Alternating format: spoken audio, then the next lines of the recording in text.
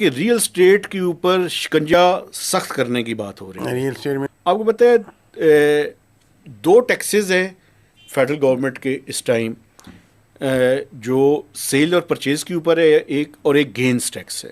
جو 236C ہے، I am F یہ کہہ رہا ہے کہ اس کو پروگریسو ٹیکسیشن کی طرف لے کے جائیں. پروگریسو ٹیکسیشن سے مراد کیا ہے کہ اس کی سلیبز بنا دیں، جتنی بڑی ٹرانزیکشن ہو اتنا زیادہ ٹیکس ہو سیلر کا، سیلر کے اوپر، اس میں، اور نان فائلر جو ہے اس کے اوپر ریٹ زیادہ رکھیں آپ. یعنی کہ جو بیچنے والا ہے وہ زیادہ حصہ اسٹیٹ کو دے، جی اور اگر نان فائلر ہے تو اور زیادہ دے. جی بالکل. اس ٹائم جو ہے وہ سیلر جو ہے وہ 1%، 2% ہے، اور جو نان فائلر ہے اس کے اوپر 3% ہے.